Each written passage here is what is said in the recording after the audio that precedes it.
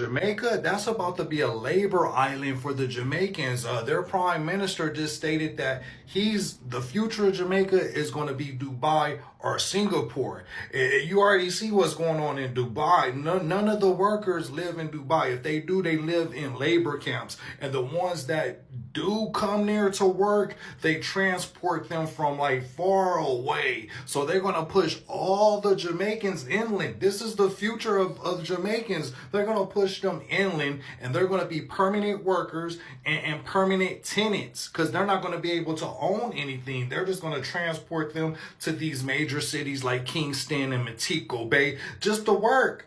That's going to be their prime purpose, is to work. So yeah, Jamaica is not being built for Jamaicans. It's being built for foreigners with money.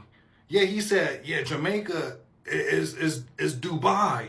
Jamaica is Singapore. So that leave the Jamaicans, the locals, out of that economy, out of that society. And how could they possibly compete? Like, your average Jamaican is making anywhere from a couple of $100 to maybe $2,000 a month. This is their average wages. Even the middle class is already, being pushed out and displaced. So yeah, I don't know. The future for Jamaicans don't look too bright, man. It's going to be an island of paradise for foreigners and just an island of labor for the locals. Jamaica people, I have a video that I want to play for you guys, and I want you all to take a very good listen to this video and pay close attention to what this person is saying. Welcome to my channel, people. Please remember to like, comment, and share, and also remember to subscribe so you will never miss another upload. Now, remember, in everything you do, always to put God first in every and any situation. Alright? Always call upon God. So people, I want to know for watch this video and pay close attention. Acknowledge what this person is saying. Alright? So guess what? Let us run the video. Jamaicans, people from other countries whose own governments won't take them back. The Trump administration described these as amongst the most difficult removal cases in their system. Yesterday, Holness went on here and said nobody forced our hand. We were not coerced. But the US Embassy's own diplomatic note names Audrey Mars, Jamaica's own minister, as the person who brought this proposal to the Americans, not the other way around. So, which is it? Did America come to you, or did you go to America? Because you cannot tell Jamaicans nobody forced their hand while your own ministers are running to the media calling it a US initiative. Both cannot be true. At least one of you is lying. And let's not forget, the MOU itself said public messaging would be coordinated by both countries. This was never meant to be public. They plan to hide it indefinitely. In 2015, Britain offered Jamaica £25 million to build a brand new state-of-the-art prison right here for our own Jamaican nationals serving time in the UK, with Jamaica being able to use it to rehabilitate our own convicts too. Holness ridiculed that offer, turned it into a campaign line. Britain wants to give us prisons instead of schools, I thought he said at the time. And when they got to power, they formally rejected it as a government. Chang said Jamaica would handle prisons in our own manner and in our culture. Make sure to read it properly. So, a world-class facility, largely British funded, for our own people, that was seen as an insult to sovereignty. But accepting foreign nationals, strangers with no ties to Jamaica, whose own countries won't take them back for free, in secret, that is governance. No, that is a documented, shameless, hypocritical policy. Dana Morris Dixon told us this was about attracting 10,000 skilled American workers to Jamaica. Holness tried to clean that up yesterday. But let's be honest, What skilled American worker is leaving a six-figure salary to come earn Jamaican minimum wage? That story never made sense, and every Jamaican knew it. Then Chang told us the people coming aren't deportees. His words are, they have exhausted all legal means to remain in the United States. Dr. Chang, that is the dictionary definition of a deportee.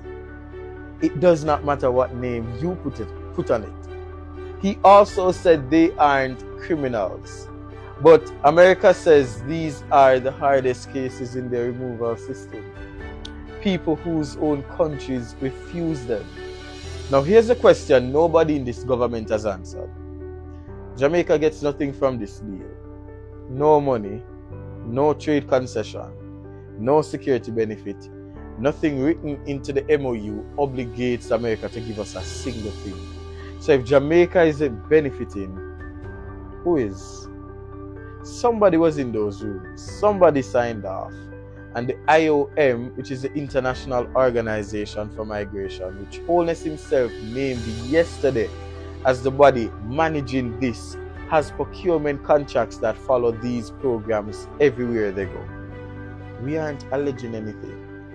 We are demanding a paper trail. Show us the contracts. Show us the cabinet minutes.